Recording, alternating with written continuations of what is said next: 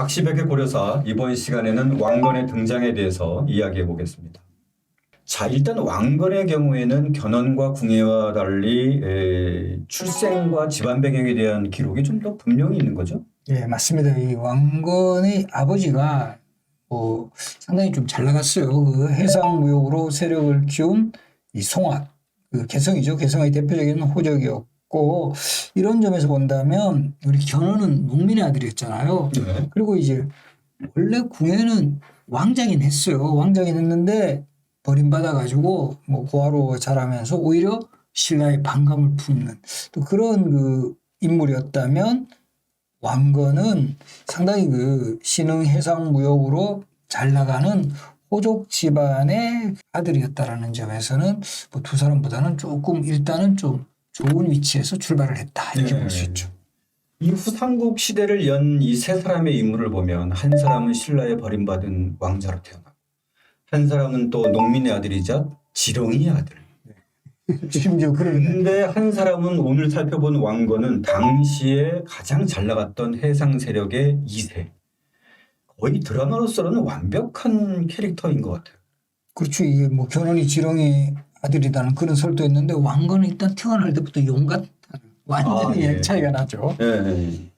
당시에 탄생 비사도 있어요. 이 창업자답게. 이 당시에 이제 도선대사라고 해서 신라말과 고려 초에 유명한 스님이자, 사실 유명한 것은 이 사람은 이제 풍수로 유명했잖아요. 네. 그래서 이 도선대사가 어느 날 송악당 지나다가 그 왕건의 아버지한테 얘기를 했다는 거 아니에요. 여기가 완전히 명당이다. 이로 옮겨서 집을 지으면 곧 이제 아들이 태어날 텐데 아들 이름을 건이라고 해라. 이렇게 아들 이름까지 정했어요. 네네, 이렇게 제안을 했다 그래요.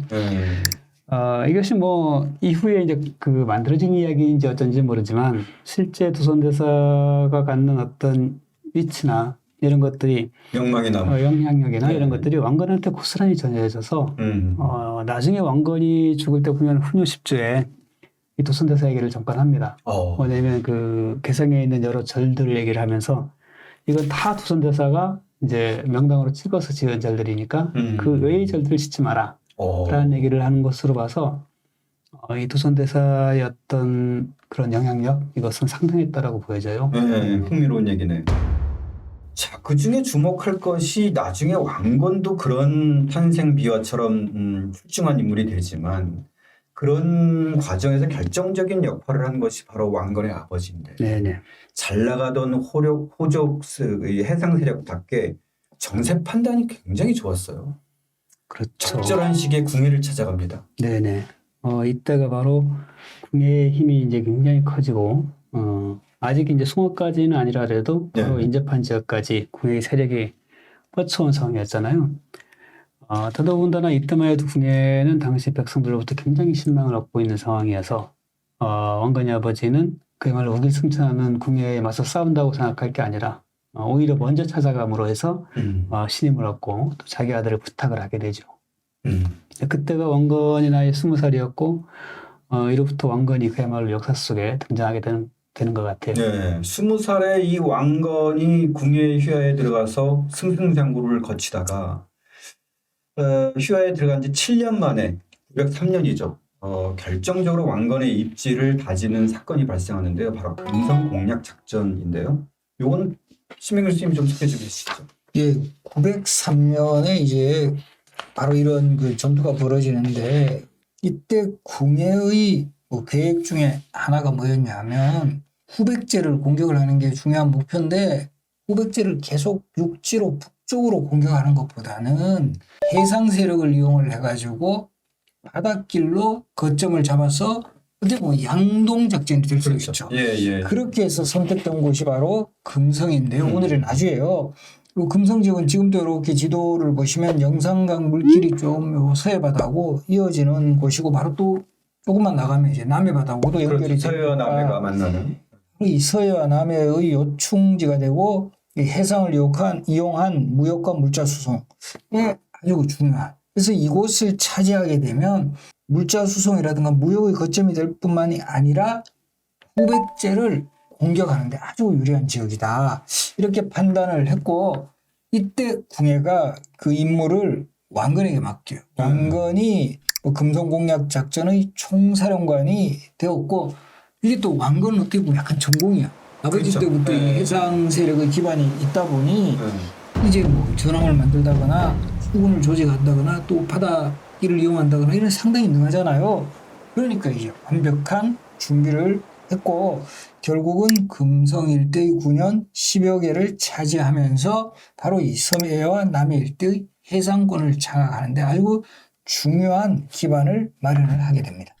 그러니까 이 당시 상황을 좀 이렇게 그 입체적으로 그려보면 당시 궁예 후고구려와 이 견훤의 후백제가 어느 정도 서로 이제 접점을 이뤄나가는 시기였기 때문에 이 금성을 점령했던 것 자체가 상당히 궁예군의 입장에서 봤을 때는 입지를 넓히는 결정적인 사건이었을 것 같은데요. 박가백님은 어떻게 보십니까? 그야말로 그 후고구려의 기준 영토와는 전혀 다른 곳으로 진출한 것이고, 네. 특히나 이제 후백제 입장에서 아주 뼈아픈 곳이겠죠. 후백제 입장에서는 이제 북방의 후고구려와 대치해야 되는데 갑자기 남쪽으로 와서 자기 아주 알토론 같은 지역을 장악해버린 거 아니겠습니까? 이게 뭐 그 보통 이제 해상무역의 거점으로 가게 되고 또 이제 나주 지역 자체가 평야지대라서 굉장히 비옥한 땅이잖아요. 이곳을 계속해서 후고구려가 이제 그 차지하게 되면 백제로서는 굉장히 이제 곤란한 상황에 처하게 될 수밖에 없는 것 같아요. 그래서 사실 이제 왕건이 이쪽을 점령하긴 합니다만은 이게 계속 지속되지 못합니다. 네. 왕건이 이제 철수를 하면 다시 견훤군이 이제 되찾고, 그래서 다시 그 이후에 또 왕건이 와서 또 되찾으면, 되찾고 나서 떠나고 하면은 다시 후백제군이 이제 되찾고, 이런 것이 몇 번 반복되고 하는 것으로 봐서, 이 나주 지역을 차지했다는 것 자체가 후고구려와 후백제 사이를 가르는 어떤 역관계의 어떤 결정적인 변곡점, 이것까지는 아니라 하더라도 후백제 입장에서는 굉장히 성가신 네. 상황이 된 것이 아닌가 이렇게 보여집니다. 실제로 이게 번복되는 과정, 왕건이 내려가면 장악하고 올라오면은 견훤이 또 다시 재장악하고 이런 것들이 계속 반복되는 과정에서 제가 보기에는 궁예군의 입장에서 봤을 때는 역시 왕건이야. 그렇죠. 왕건밖에 없어. 이런 게 좀 퍼질 것 같고 후백제군의 입장에 봤을 때는 왕건 장난 아닌데 뭐 이런 얘기들이 좀 퍼지지 않았을까요? 그래서 이 사건으로 왕건의 이름이 회자되지 않았을까요? 그렇죠. 거의 이제 궁예에게 있어서 이제 2인자로서의 지위를 확보하는 데 있어서는 네. 결정적이죠. 네. 그래도 또 흥미로운 것은 원래 그 전까지는 금성으로 불렸거든요. 그렇죠. 네. 워낙 이 나주 지역이 뭐 아름다운 산과 이제 비단과 같은 강이다. 영상은 한때 금강이라고 그렇죠. 했거든요. 이전에는 이제 예. 금성, 금강. 예. 그러다가 이제 요 왕건이 나주 지역을 차지하는 과정에서 나시성을 가진 사람들이 결정적인 도움을 줬다. 현지인들이. 예. 네. 그래서 나시들의 지역 이런 의미로 이제 나주로 불리게 되고 사실 고려 이제 성종 때 와서 12목을 설치할 때는 이게 워낙 이제 요충지니까 12목 중에 하나로 들어가요. 네. 그리고 대개는 주자라는 호칭을 받는 지역이 되게 큰 도시예요. 그렇죠. 그래서 나주. 그리고 우리 전라도 할 때도 전라도 하면 이제 전주가 나주. 그렇죠.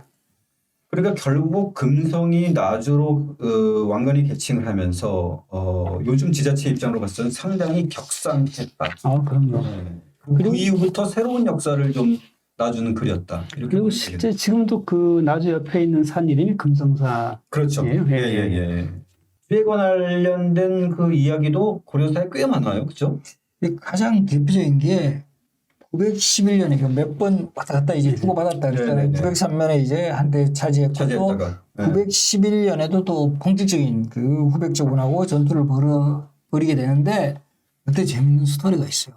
이 전쟁이 치열하게 전개가 되니까 왕건이 너무 목이 마른 거야. 네. 목이 말라가지고 이제 막 물을 찾으러 다니니까 이제 어떤 아리따운 여인이 이제 물을 딱 주는데 처음엔 왕건이 열받은 거예요. 왜냐하면 이 생수를 주는 게 아니라 거기다가 버들잎을 딱 띄워주는 거예요. 네. 이거 피스바구에다가. 그렇죠. 마시려면은 이거 버들잎 띄우면 이게 금방금방 벌컥벌 못 마시잖아. 네. 왕건이 나 생수 달라 그랬지 녹차 달라 그랬냐고 이러니까 그 지혜를 발휘한 거죠. 네. 갑자기 또 물 벌컥 마시면 이게 되게 안 좋을 수 있어요. 네. 그래서 버들잎이 띄워져 있으니까 그 유명한 조심. 버들잎이야. 그렇죠. 네. 바로 그 여인과 훗날 혼인을 하게 되었고 바로 이 부인이 나주오씨로 장하왕후가 됩니다. 네. 그리고 요 왕건과 장하왕후 사이에서 고려의 두 번째 왕 태종이 또 태어나는 거죠. 그래서 지금도 나주시청 앞에 가면 이 스토리를 좀 더 적극적으로 알리기 위해 가지고 완사천이라는 곳에 그 샘플을 만들어요. 예. 거기는 지금도 많은 분들이 가서 그 버들을 띄워가지고 물 한 잔 마시죠. 아. 이렇게 왕건의 근성 공략으로 인해서 입지가 넓어지면서 이제 궁예군은 하나의 어떤 절정의 순간을 맞이하는데, 자, 그 당시에 궁예가 어느 정도의 세력을 가졌는지 지도를 보면서 한번 확인해 보겠습니다. 궁예가 이제 공식 국명으로는 901년에 고려를 세웠다라고 나와요. 네. 그리고 그 당시에 대략 그 영역이 강원도의 영월, 평창, 울진, 인제, 화천, 철원, 강원도 지역이 이제 중심이 되었고요. 네.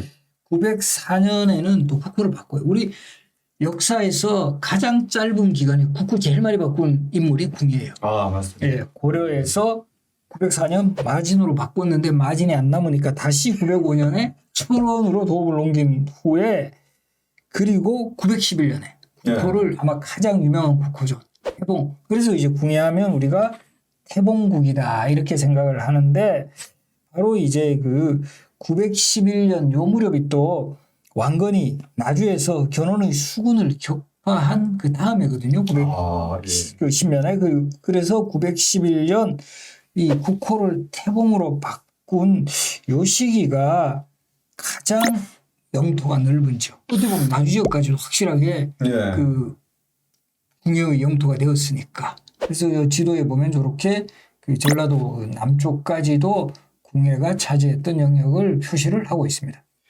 예, 그러면은 저 910년, 11년 태봉국의 요 시절이 아마 궁예의 전성기라고 얘기하면 되겠네요. 오늘날 강원도에서 새롭게 개발하는 모든 궁예에 관련된 옛 유적을 전부 다 태봉국으로 명칭을 만들었더라고요. 태봉국, 성터, 뭐 이런 식으로. 그런 거 보면 아마 저 당시가 이제 최대의 전성기라고 얘기할 수 있을 텐데, 그런데 특징 중에, 예, 박가병. 그 이제 지도의 함정에 좀 빠지면 안 된다고 보여지는 게 뭐냐면, 예. 이렇게 그림으로 보면 이제 거의 후고 구려가 압도적으로 후백제를 정말 제압할 것 같은 느낌을 주잖아요. 근데 실제로 이 후백제 지역 자체가 굉장히 곡창지대고 또 인구가 아마 많았을 거라고 생각이 들어요. 그렇죠. 남쪽 중심이니까. 네네네. 예. 그래서 실제 국력 차이라고 볼 때는 이후에 이제 왕건과의 싸움 과정도 보면 아시겠지만은 굉장히 이제 대등한 그렇죠. 상황이다라고 하는 거. 예. 예.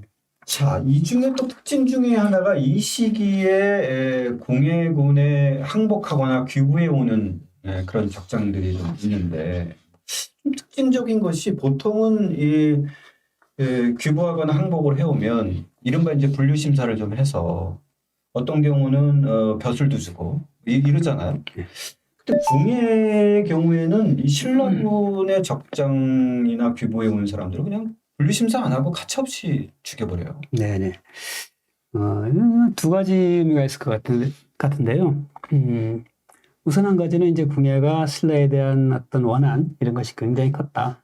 그러니까 자기가 거기서 왕실에서 말이 쫓겨난 것이 사실은 이제 죽이라는 명을 받았는데, 그렇죠. 그 용어 때문에 살아난 네, 거잖아요. 네. 그러니까 신라가 자기를 죽이려 했기 때문에 신라에 대한 원한을 갖는 것은 매우 당연하다. 또 한 가지는 일단 이 성장은 자기 힘에 대한 과신이었지 않나.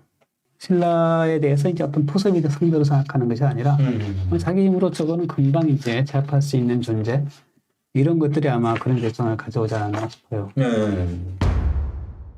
궁예가 왕건을 2인자리의 자리인 시중에 앉히면서 왕건은 궁예로부터 두터운 신임도 얻고 지지력도 또 확장하게 됩니다. 자, 이제 궁예와 왕건의 이 두터운 신임 관계가 어떻게 이어질지 다음 시간에 살펴보겠습니다.